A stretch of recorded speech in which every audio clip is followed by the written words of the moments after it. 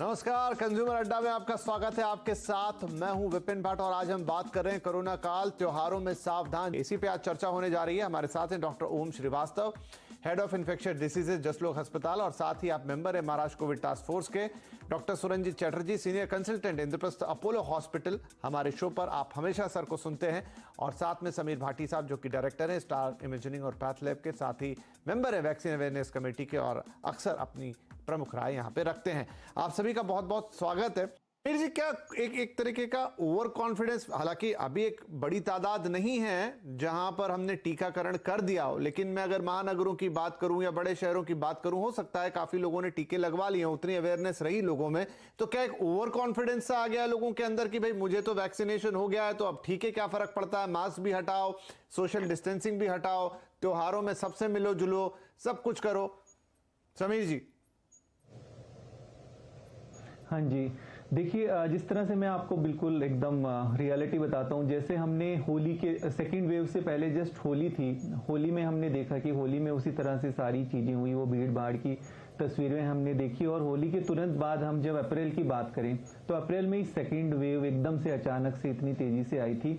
इसके अलावा अगर हम यहाँ की दिल्ली की भी बात करें, दिल्ली या मुंबई की, दिल्ली में तो हम वैसे भी बात कर रहे हैं कि 4 वेव ऑलरेडी आ चुकी है। दिल्ली में भी लास्ट ईयर सितंबर में रक्षाबंधन के बाद एकदम से स्पाइक हुआ था केसेस में, और उसके बाद फिर हम बार बार, जैसे हमारा डिस्कशन हो रहा था और प्रोग्राम इस तरह के पहले भी हुए थे, उसमें हम बात कर रहे थे कि विंटर्स के अंदर जैसे ही फेस्टिव सीजन आना शुरू होगा उसके बाद फिर से बढ़ जाएंगे। और ऐसा ही हुआ था जब दिवाली, दशहरा और ये सब एकदम से सीरीज ऑफ फेस्टिवल आए थे, उसके बाद केसेस एकदम से अचानक बढ़ना शुरू हो गए थे।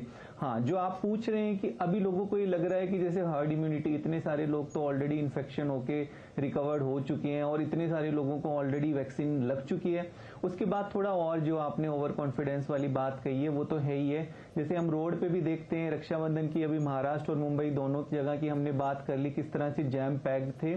और बात करें जो मास्क वाली आपने बात बताई, देखिए गाड़ी में मास्क अगर हम बैठते हैं तो इसलिए पहनते हैं क्योंकि गाड़ी में चालान होता है। अगर रिक्शा में आप देखेंगे या ऑटो में देखेंगे 5-5, 4-4 लोग बिना मास्क के ही उसमें चल रहे होते हैं। तो ऐसी बहुत सारी चीजें होती है। अब रेस्टोरेंट खुल गए हैं और सब खुल गए हैं तो वहां पे मास्क वगैरह और ये प्रोटोकॉल तो डेफिनेटली नहीं फॉलो हो पाते।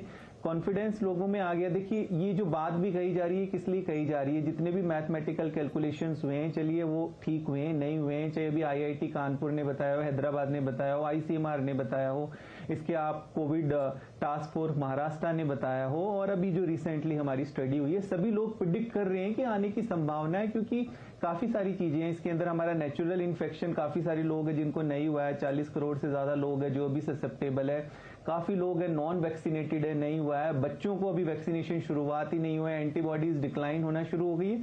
तो ऐसे सारे काफी फैक्टर्स को देखते हुए ये सारी प्रेडिक्शंस हो रही है, इसलिए डेफिनेटली हमें सतर्क तो रहना ही रहना। और सबसे बड़ी बात जो है नए वेरिएंट्स की जो हम बात कर रहे हैं, जिस तरह से डेल्टा और डेल्टा प्लस के, और अभी महाराष्ट्र में जो अभी जीनोम सिक्वेंसिंग हुई है उसमें डेल्टा प्लस, डेल्टा के साथ साथ कापा वेरिएंट भी मिला है, लैम्डा वेरिएंट की हम ऑलरेडी बात कर रहे हैं। तो इसलिए ये भी बहुत ज्यादा महत्वपूर्ण है कि नई तरह का वेरिएंट और अभी कौन से सर्कुलेट हो रहे हैं वो हमें पता नहीं है, कि इतनी स्पीड से जीनोम सिक्वेंसिंग नहीं हो रही है। तो इन सब चीजों का डेफिनेटली हमें ध्यान रखना पड़ेगा, सतर्क रहने की जरूरत है। ठीक है समीर भाई, गंभीरता की जब हम बात कर रहे हैं अभी, क्योंकि आप लगातार ये टेस्ट करते रहते हैं, जीनोम सिक्वेंसिंग का भी शायद काम है आपका, लेकिन मुझे बताइए कि क्या जो एक जनरल अवेयरनेस के तौर पे, सरकार का आंकड़ा छोड़िए, लेकिन लोग भी अपना बीच में टेस्ट करा लेते थे कि कहीं मैं पॉजिटिव तो नहीं हो गया, वो टेस्टों की हालत क्या है? क्या वो बिल्कुल बंद हो चुके हैं, इक्के दुक्के आते हैं, या लोगों में वो अवेयरनेस है?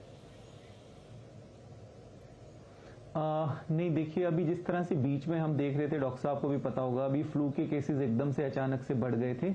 तो अभी खैर उन सिम्टोमेटिक पेशेंट्स तो टेस्टिंग के लिए नहीं आते हैं ज्यादातर सामने। अभी जो आते हैं सिर्फ ट्रैवलिंग कराने के लिए या कहीं और चीजों के लिए जिस तरह से रिक्वायर्ड होती है उसी तरह की टेस्टिंग होती है ज्यादातर। तो रैंडम टेस्टिंग उस तरह से अभी काफी कम है। और वैसे भी लोगों को अभी लगता है कि अभी जैसे इन शहरों में नहीं है, क्योंकि वो सब देखते रहते हैं न्यूज़ पे कि अभी ज़्यादातर केसेस केरला में है या वहाँ पर है, तो उनको लगता है कि यहाँ पर अभी केसेस नहीं है। और दूसरा जो जैसे आपने बताया कि वैक्सीनेशन भी हो गई है काफ़ी सारे लोगों में, तो उनको भी लगता है कि अब दोबारा से मेरे को सिम्टम आए तो ये नहीं होगा। बट उसमें एक चीज़ उन लोगों को ये जानना ज़रूरी है कि वैक्सीनेशन के बाद वो ब्रेक थ्रू इन्फेक्शन तो हो सकता है, पर वो उन लोगों के लिए खतरनाक हो सकता है जो नॉन वैक्सीनेटेड है। तो वैक्सीनेटेड लोग दूसरे को स्प्रेड तो जरूर कर ही सकते हैं, इसीलिए जो ये मास्किंग वाली पॉलिसी भी है। और अभी हमने देखा है कि सेकंड डोज लगवाने के लिए बहुत सारे लोग नहीं आए, मतलब 4 करोड़ के करीब लोग हैं जिनका सेकंड डोज ड्यू है और वो लगवाने के लिए नहीं आए। और एक और डेटा जो सामने आया है स्पेसिफिकली महिलाओं और पुरुषों में, महिलाओं में वैक्सीनेशन कम हुआ है पुरुषों के मुकाबले। तो ऐसी कई चीजें हैं जो अभी सामने डेटा आ रहा है, तो इसके ऊपर हमें और विचार करने की जरूरत है। जी बिल्कुल। तो देखिए, अब इतनी सारी बातें हमारे सामने हैं, इतने तथ्य हमारे सामने हैं, 2 लहरें हम देख चुके हैं, तीसरी वेव की चेतावनी आ गई है, क्या कुछ हो सकता है, कितना बीमार पड़ सकता है, जान पे कितनी बड़ी आफत आती है, और फिर उसके बाद का जो परिवार और तमाम लोगों पे जो बीतती है, अगर वो सब देखते हुए भी हम खुद अनदेखा हो जाएं और एक थोड़े से समय के लिए अगर एक ब्रेक सा मिल गया और उसमें फ्री महसूस करें, तो शायद इसमें हम किसकी गलती बोलेंगे। लेकिन यही है, हम कोशिश करते हैं आप जैसे जानकार आए टीवी पर और बार बार उस बात को रिपीट करें, तो कहीं शायद बैक ऑफ द माइंड लोगों को ध्यान में रहे।